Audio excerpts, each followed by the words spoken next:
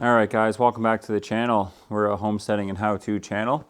We're based out of Niagara Falls, Canada side. If you're new here, consider subscribing. Put out about 2 videos a week, just pretty much revolving around anything to do on a small little property. And today we have a 7-ton dump trailer. It's a 6x12 dump trailer. I picked it up last year. I've recently got it safetied. It's looking good. There's a couple little things I got to get fixed up on. Today's video, we're going to be working on getting the ramps built for the trailer so I can drive my Kubota on it. I'll show you guys a little bit of a couple cuts here, but basically there's a piece of channel on the left side. It's looking pretty haggard, and the right side it's broke off completely. It's missing. So I went out, bought some new channel. I'm going to weld on the channel, and these ramps kind of sit on the lip, and they just kind of sit there, and you can adjust them that way. I think they weigh about 100 pounds each. They're flipping heavy, and yeah, just looking forward to doing some projects on this trailer. After we get the ramps welded on and secured and I can drive the Kubota onto the trailer, I'm going to go ahead and weld in these massive D-rings that I picked up from Princess Auto. Just like your Harbor Freight in the States pretty much. But you know, these are like 15,000 pound D-rings. They were on sale for $8 each. That's the only reason I went this ridiculous, you know what I mean? The walls on the inside of the trailer are a little bit thin, so I went ahead and welded the D-rings to some plate here, and I'm just going to weld the plate to the side walls, give me a little bit more surface area. So I'm hoping I can get this all done in one video. It might be a 2-part little series here, but for now, let's quit rambling. I'll bring you outside here. I'll show you the back of the trailer and the ramps, and we'll see what we can do about getting this welded up here. I'll be using the 200 amp Amazon stick welder I picked up a few weeks ago. I've been playing around with it the last few weeks, and I'm feeling pretty confident about welding this thing in here. You know, these things here, like, you know, at the end of the day, they might see 500 pounds. Like, I've got 8 of these. I'm going to weld on the inside of the trailer. So the tractor's going to be strapped hardcore. So I'm not too worried about that. But anyways, let's quit rambling and get after it. All right, guys, so here's the idea. Yeah, I'm just gonna weld that piece of channel I showed you earlier. Just gonna weld it on the bottom here. I'm gonna weld it right flush to here. And I got these little pieces of steel, like they're kind of like little straps, just to reinforce it. And then I'm gonna hit that piece with a couple more welds, because you can see here, like the previous owner only welded it 1, 2, 3 times, and nothing on the bottom. So, you know, he got skid steers full of dirt and whatever up there, you're gonna have issues. So I'm gonna basically open the doors and I'll weld that one all the way around. Might start with that just to kind of get warmed up, and then I'm gonna hit this one.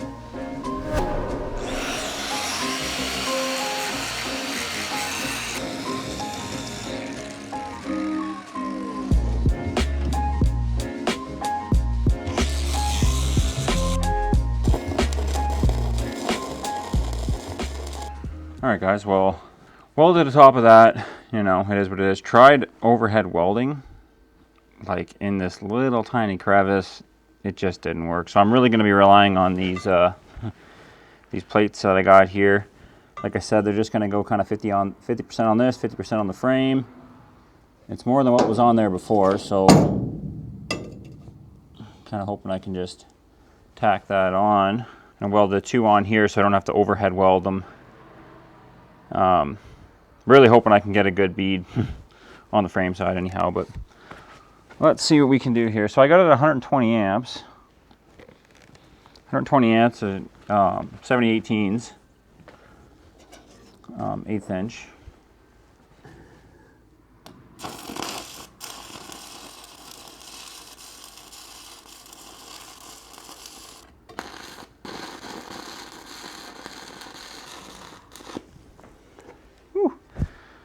Felt pretty good. Ooh, that's still hot. Burnt my ass.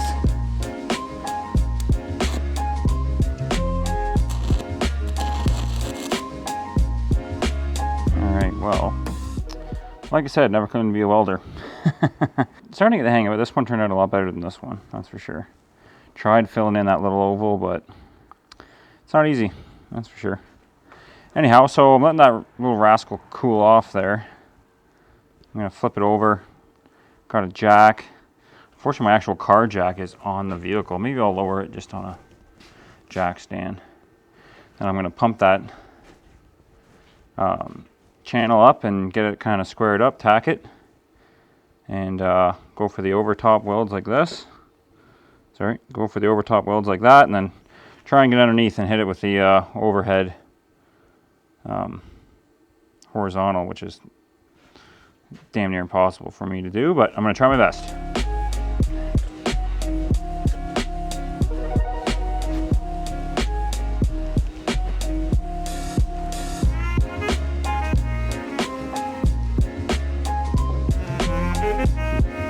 It helps you put a ground on. Like, okay. Nice. All right, guys. Well, that's one half of the C-channel welded on. There's such a learning curve with this stuff.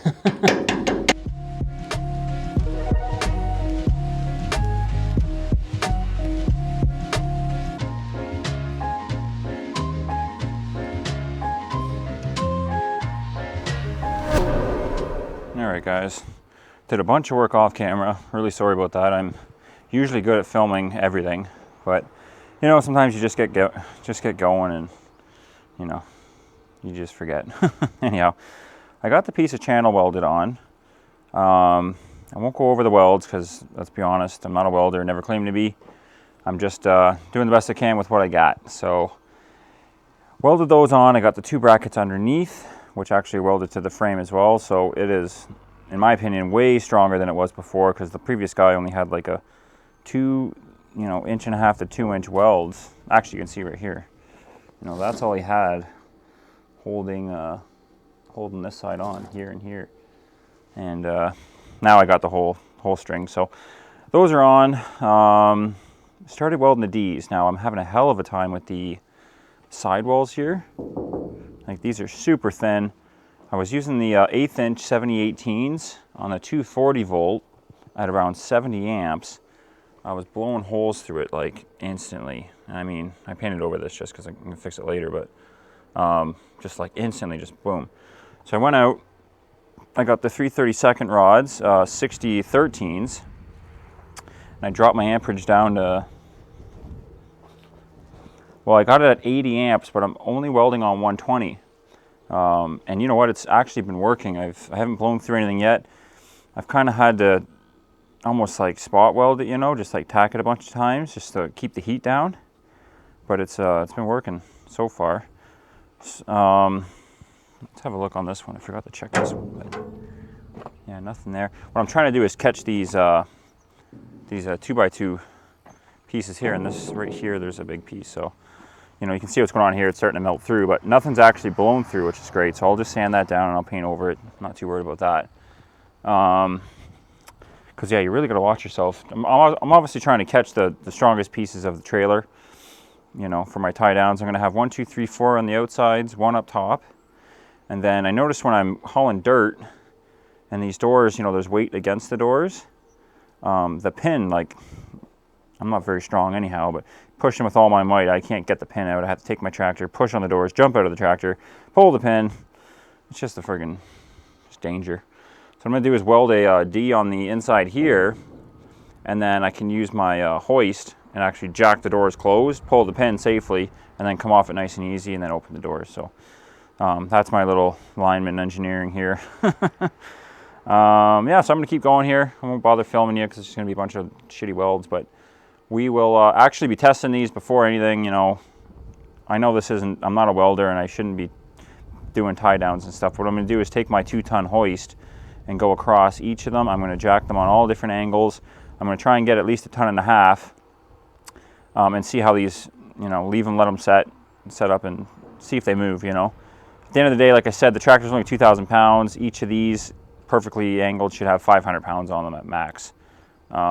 Especially if I get the one in the back there. So I'm not worried about it hauling this small tractor, but you know, in the future, if I ever had something heavier in here and I ended up using turnbuckles or something, you know, they got to be decent. So anyways, I'm going to keep going, quit blabbering here, and we'll we'll show you the finished product. All right, here's where we're at.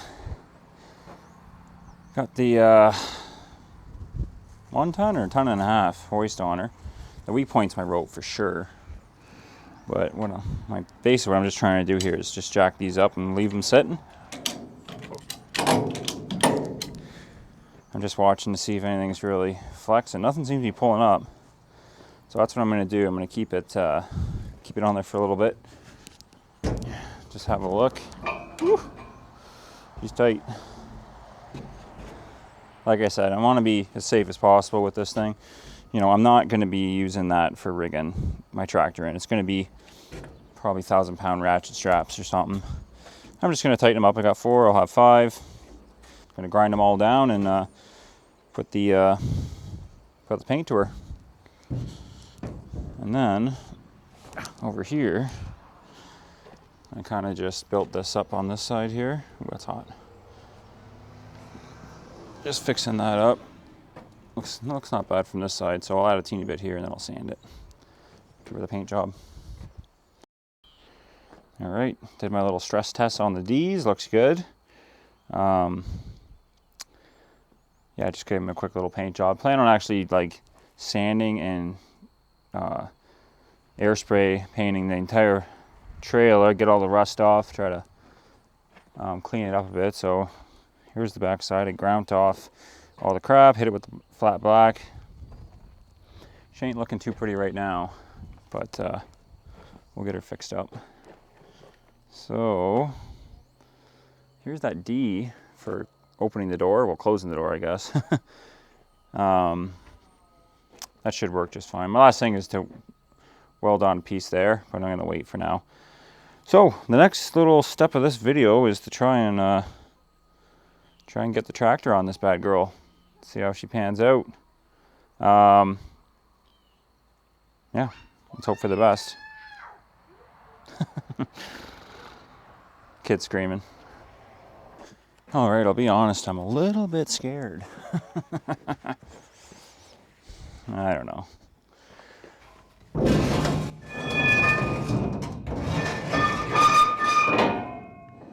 Oh, those weigh about 400 pounds.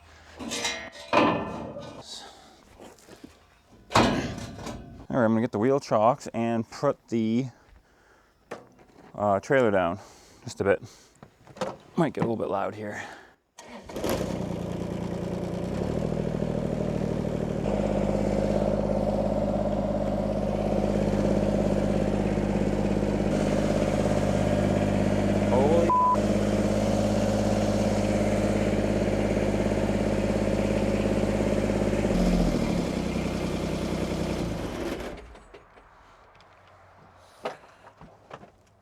Okay, that was sketchy.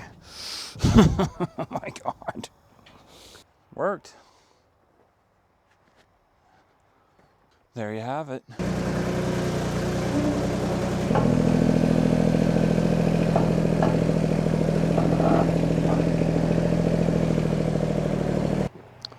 So I guess I got to figure out these ramps too. They're just so heavy. Like, there's nowhere to store them underneath, unfortunately, like the axle's right there. I don't know, something with the roller though, because man, they're got to be 80 pounds. Oh yeah.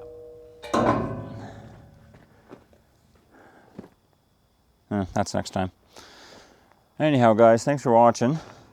I'm going to end this little extended long episode here on welding the ramps back on with the D's. Next episode, I'm pretty much going to get this thing situated. I think I got some more minor repairs I want to do. I think I'll probably flip the thing around and hang the bucket off the back. And then I can maybe weld something that the bucket can kind of sit on. And then I can strap it all down, make it nice and secure. But I want to know how much that rear unit weighs, because I got a feeling it's pretty heavy. So I'm trying to balance the trailer best I can, you know, get the weight a little bit over the front axle.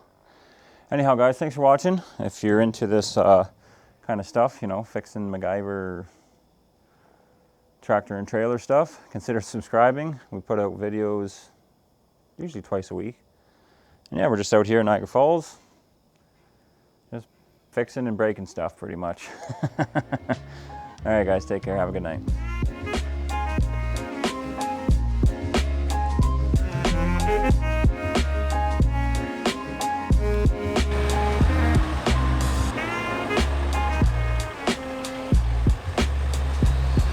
Thank you.